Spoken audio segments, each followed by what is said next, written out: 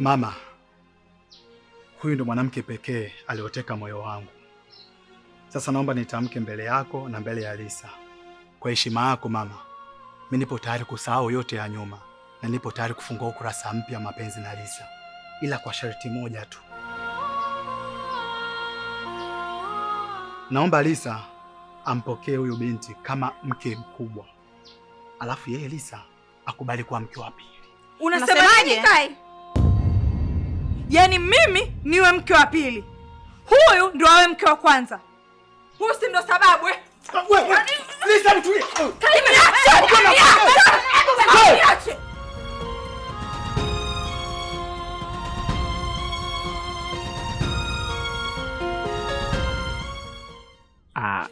Ami, kama nilivyokuambia, kwa nini hutaki kukubali ombi langu? Mimi nakupenda Ami. Mshaba, nishakwambia mara ngapi mimi na wewe hatuendani? Mimi napenda kuhongwa, mimi napenda kupewa pesa. Mtu akinipa pesa chini ya 400 sipokei. Hapa anakuwa hajanisaidia chochote. Vipi utaweza kunihudumia vile ninavyohitaji mimi? Kwa mfano nikakwambia unipe 100,000 hapo. Unayo? Ndio maana nakwambia huniwezi. Utakuwa unanisumbua tu. Ami, yaani nisikuweze kwenda kubeba mgongoni Ami? Please nakuomba. Yaani kwenye huu mtaa hakuna mwanamke yoyote ambaye anatembea na hisia zangu. Hakuna mwanamke ambaye kateka moyo wangu. Ni wewe tu Ami. Yaani wewe ndo mwanamke ambaye mimi nisipokuona, yaani moyo wangu hauridhiki Ami. I love you. Please. Sababu, sikimbia.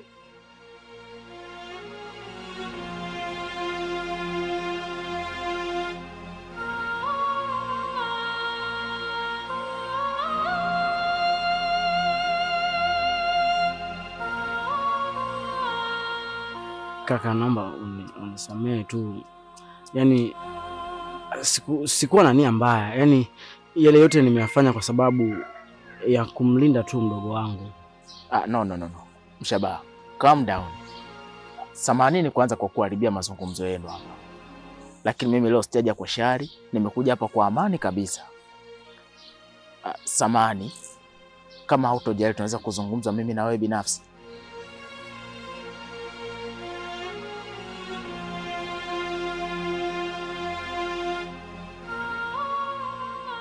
Nisikize nikwambie mwanamke. Mshahara wa dhambi ni mauti. Yale yote uliokuwa ukimfanyia kakaangu, haya ndio malipo yake. Leo inakuuma sana, si ndio? Sasa naomba unisikize. Muache kakaangu atulie na ale raha ya maisha ya mapenzi. Nyamaza wewe. Huna unachokijua kuhusiana ndoa yangu mimi na Kai, sawa eh? Tulia mwanangu, kuwa mpole. Tuyamalize. Mama, niache niongee.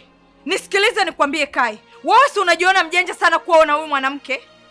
Sasa ni hivi, wewe baki na huyu mwanamke. Labda usichokijua ni kwamba mimi na Tasha tunapendana sana. Mimi nampenda na yeye ananipenda. Kwa hiyo hakuna shida. Baki na huyu mwanamke wako na mimi nitabaki na Tasha wangu. Mama, asikuumize kichwa huyu. Tuondoke. Tulia mwanangu, tuyamalize. Tunaenda wapi? Na hapa tumekuja kupata suluhisho. Hatima yako na mumeo. Mama, tuondoke. Talaka yangu itanifuata Kai. Yaani sitaki kuamini kwamba yule Tasha mashuhuri, Tasha mbabe, Tasha mwenye mambo magumu kwamba leo amekuwa mdogo kama Piltoni. Tasha, wewe si ndo unajiita master plan? Lakini leo vipi? Umekuwa mpole kama kifaranga kilichomwagiwa na maji ya baridi. Shaba, ile jambo mimi linachanganya sana. Na hayo maneno ambayo unazidi kuniambia ndio unazidi kunichanganya kabisa kaka. Sielewi hata kidogo hapa nilipo. Brother, mimi najua kabisa kwamba wewe ushawahi kupenda. Na unafahamu maumivu ya mapenzi, mtu ukiachwa na mtu unayempenda anakuaje. Maumivu hayo ndio ninayo mimi sasa hivi kaka. Na kila nikikaa nikifikiria katika akili yangu hakuna mtu mwingine wa kunisaidia zaidi yako Mshabaha. Kwa brother, naomba unisaidie sana. Kitu kikubwa ninachokihitaji, naomba tu uniambie Amanda yuko wapi kwa sasa. Lazima utakuwa unajua kwa sababu ni mtu ambaye Kai alikuwa anakutumia kwenye kila jambo lake. Kwa mimi niko chini ya miguu yako kaka. Naomba unisaidie mimi mwanaume mwenzio. Naumia brother. Mapenzi yananitesa. Nahitaji nitetee penzi langu Mshabaha. Tasha, Yaani mimi kwenye mambo yenu na mimi hapana. Mimi sitaki kabisa. Yaani usinihusishe kwa lolote, sitaki na siwezi tena kufanya hayo mambo. Kwanza nikwambie tu, kipindi tunaanza kugombana mimi na wewe, niliamua tu kuacha mambo yote hayo. Sikujihusisha na nani anaishi wapi, si fulani yuko wapi, sijui chochote kwa sasa hivi. Tasha, sijui lolote. Mimi nilikuwa nafanya kazi na Kai. Sawa. Lakini leo hii tena nianze kufanya kazi na wewe. Vipi Kai akija kusikia nimefanya kazi na wewe? Wewe ni kama utakuwa umeniweka matatani mimi? Siko tayari, sihitaji. Mshabaha, hebu nisikilize kwanza. Mimi sijakwambia kwamba umsaliti Kai. Hapana. Yalopita si ndwele tugange yajayo. Mimi najua labda unawezekana umekasirika kutokana na nilichomfanyia mdogo wako. Lakini pia alikuwa ni kwenye harakati za kupambania penzi langu. Kikubwa zaidi Mshabaha, naomba tu unisaidie. Unaambia Amanda wangu yuko sehemu gani? Na kitu kingine, nahitaji unaambie huyu daktari ambaye anashirikiana na Kai anaishi wapi? Familia yake iko wapi? Watoto wake? Najua kila kitu kinachomhusu yeye. Huyu ni lazima nianze naye.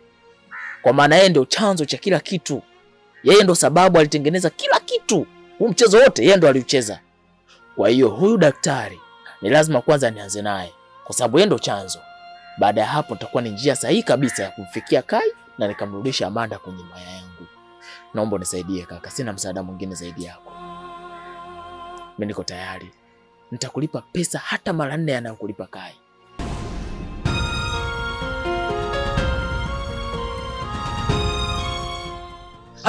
Ama kweli usipostaajabu ya Musa, basi utaona ya Omari. Utaona ya Firauni. Jambo linaniuma sana, linasikitisha. Yaani Lisa wakwenda kutembea na rafiki wa mumewe. Mpemba, unapenda kujiamulia mambo wewe. Maneno mengine unataka hata na maana. Umbea tu umezidi. Mwanaume acha umbea. Wewe unabicha, ulikuwepo? Mimi hapa nilikuwepo na ndugu yangu huyo hapa. Alikuwepo na mimi. Tena winji, usio na bisho utakuwa upate madini siku yake. Winji tunamuona Tasha yupo mbele, Lisa yupo nyuma. Alikuwa anatembeaje Tasha? Anatembea kibaba baba. Anakwenda kibaba baba. Twalanga foto. Tena zandani kabisa, fukunyuku, choko mchokoe pweza binadamu hautomweza. Nasikia bibi Lisa ana ujauzito wa Tasha. Mpemba sio kweli. Tangu lini mchepuko akachepuka akambebea mimba mchepuko wake? Huo ndio ukweli, yani huo ndio ukweli. Tena inavyosemekana au inavyoonekana kwamba yule bibi Elisa sikibonge na Tasha sikibonge, wanazaa abuju.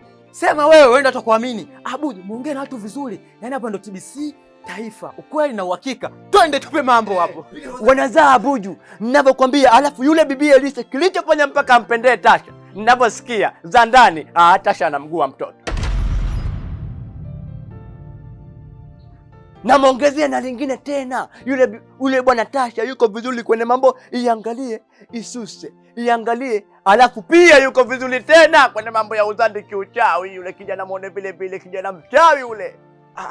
Bwana Mpemba, furahisha wengi, baadaye utalia peke yako. Ndugu yangu, unanikonyeza vipi? Unataka ujambe? Jamba, kuwa huru, nchi ya mama hii. Wewe jamba.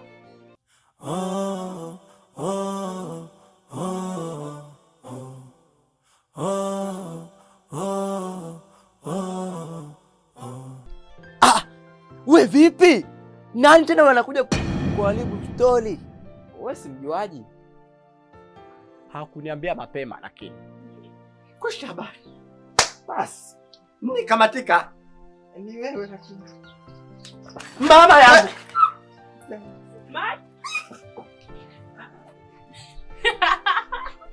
Umbea koma. Angeka. Amenitoa kizazi. Leo umejua kunizalilisha. Najua tunaenda pale, tunaenda kuyamaliza, wewe unaenda kuleta vurugu. Mtu mzima mimi na mboliza zangu kichwani, na kwenda pale naenda kuleta vurugu. Sasa tumeambiwa nini? Lakini mama, lakini nini? Uliona wapi mwanamke analipiza kisasi cha umalaya? Bora ungeomba talaka kuliko kutembea na rafiki wa mume wako. Katika hili hujamzalilisha mume wako, umejizalilisha mwenyewe na sisi familia yako. Hata mumeo amekukosea kwa kiasi gani, huwezi kutembea na rafiki yake, huo ni upumbavu. Lisa mwanangu, umenizalilisha. Mtaani kote huko anakuzungumzia wewe. Nitaiweka wapi sura yangu? We mtoto utakuja kuniua na pressure. Kwa nini ninavyokuambia mwanangu Lisa huelewi wewe? Kwa nini ninavyosema mimi huelewi Lisa? Huo utanguda wako wewe, yaani utajipotezea heshima yako. Lisa mwanangu, nielewe ninavyoongea mama yako. Lisa mwanangu, wewe kwa nini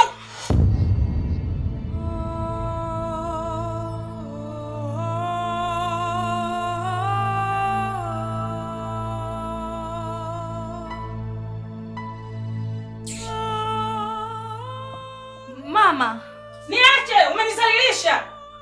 Kuna watu wanapewa kila kitu ila bado wanachiti. Tena hawachiti mbali, kwa ndugu mpaka marafiki. Tena utakuta mashemeji zako kumbe hao ndo viunganishi.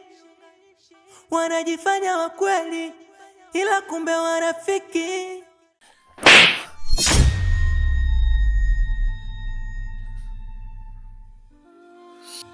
Yaani wewe mtoto ni mshenzi kupindukia. Yaani tumekulia kwa maadili mazuri. Wewe leo kuja kutuaibisha sisi. Na nakwambia hivi, katika hili sitoshiriki kwa lolote lile. Dada amenieleza kila kitu. Huwezi kumwacha mkeo kwa kosa moja tu. Unajua ndoa ina siri kubwa. Na ukizingatia kuta za nyumba zina siri kubwa sana. Wa nje hawezi kujua ya ndani. Alokuwa ndani ndo anajua kila kitu. Sasa mimi nakuomba msamehe mwenzio 7 mara 70. Sawa mjomba, nimekusikiliza na nimekuelewa. Ila najua unaongea maneno yote hayo kwa sababu Lisa ni ndugu yako. Laiti kama mimi ndo ningekuwa ndugu yako, sidhani kama ungetamka maneno yote hayo. Labda naomba nikuulize kitu mjomba. Hivi kwa mfano, jaribu kuvaa viatu vyangu. Ingekuwa ni wewe, ungeweza kumrudia mwanamke ambaye amekusaliti na rafiki yako? Na sio tu kukusaliti na rafiki yako. Kibaya zaidi, anasema kuwa amegundua madhaifu yako baada ya kutembea na huyo rafiki yako. Tena nakwambia live kabisa, uso kwa macho. Wewe kuweza mjomba? Mshenzi sana wewe. Wewe wakutuvua sisi nguo. Angalia utuvuzalilisha hapa mtaani. Yaani katika hili nakwambia sitoshiriki kwa chochote kile. Sawa kaka. Hiyo adhabu ndogo, kubwa ataikuta hela. Umeona sasa? Hawa ndio maana baadhi yao wanafanyiwa vitendo vya kudhalilishwa kijinsia kwa tabia zao mbaya. Dada, huwezi amini. Huyu anatembea na rafiki wa mume wake. Na baada ya hapo eti anakwenda kumtangaza. Anasema kashaujua udhaifu wake. Huo ni ukweli huo? Ni sahihi? Angalia anachokifanya. Ametuvua nguo. Unatudhalilisha sisi katika familia yetu. Wewe mtu mmoja. Lakini mjomba, mimi si niliongea ukweli kuhusu hisia zangu. Hisia zako? Wewe unajua nini kuhusu hisia wewe? Yaani baada ya kuzungumza mambo ya msingi unaenda kuzungumzia hisia. Itakusaidia nini?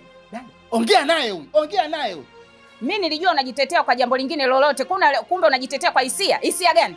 Kwani ulilazimishwa kuolewa naye? Hujalazimishwa kuolewa naye. Ulimpenda mwenyewe katika kuolewa naye yeye. Ni bora umwambie. Wewe umelazimishwa. Wewe si mwenyewe. Kuna mtu alikufunga kamba kwenda kukupeleka ukaolewe huko. Wewe mwenyewe na shauku yako umekwenda huko. Leo unakuja kutufanyia haya, tunadhalilika sisi wote.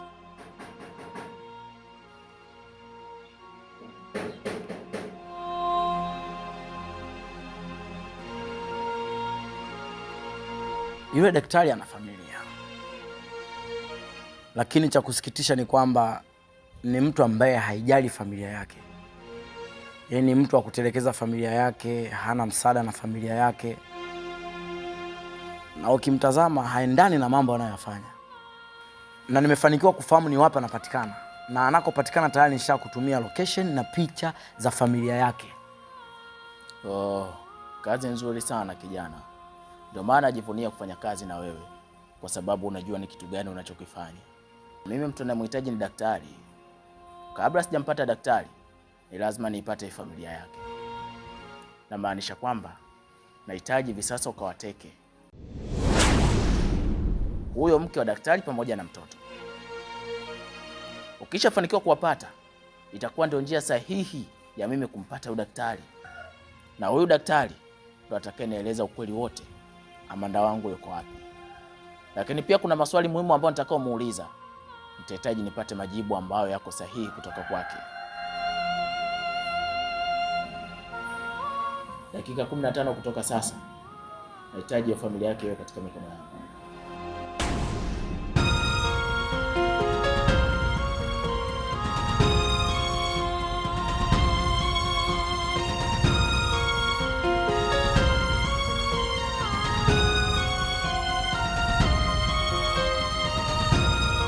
Wewe umefuata nini nyumbani kwetu? Kai, nakuuliza umefuata nini nyumbani kwetu?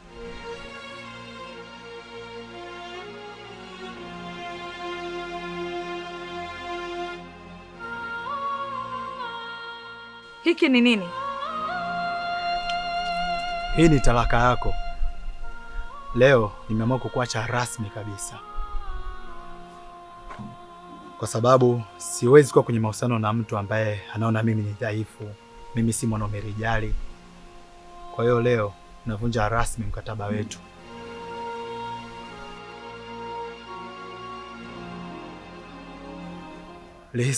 Lisa.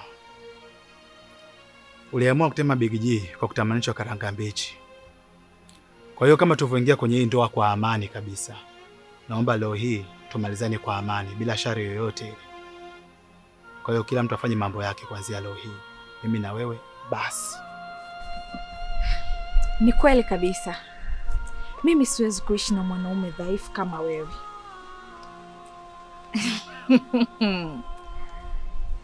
Labda tu nikwambie Kai, katika kitu umenifurahisha ni wewe kunipa hii talaka. Yaani nimefurahi, furahi isiyoelezeka. Yaani unaona hapa kwenye moyo wangu natamani ni kodi mziki, sijui ni Kigoma, nizunguke mtaa mzima mimi nacheza. Yaani nacheza kabisa, nafurahia hii talaka. Nifanye usiku wa talaka, unaujua wewe. Ya, tumeachana kwa amani. Sasa hivi mimi nipo huru kuwa na mpenzi wangu, mwanaume ninayempenda. Na uhuru huo umetokana na hii talaka ulionipa Kai. Yaani kama kuna siku umewahi kunifurahisha kwenye maisha yako, leo umenifurahisha. Nikwambie tu, asante sana ex-husband. Nenda dukani, kanywe soda big na kuja kulipa. Sawa?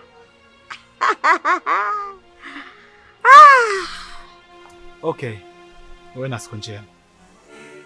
Ndoa inaweza kuwa ufunguo au inaweza kuwa kifulio.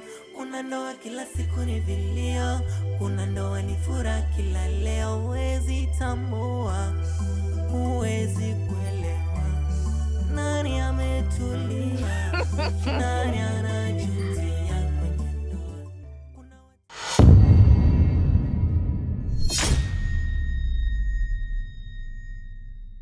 Ndoa ni moja ya kiapo kile cha kufa na kuzikana. Ndani ina siri nzito, ila nje yake ina furaha. Ndoa inaweza kuwa ufunguo au inaweza kuwa kifulio.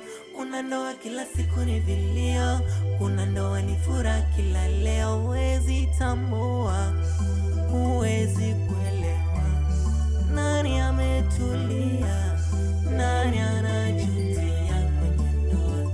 Kuna watu wanapewa kila kitu ila bado wanachiti. Tena hawachiti mbali, kwa ndugu mpaka marafiki. Tena utakuta mashemeji zako kumbe hao ndo viunganishi.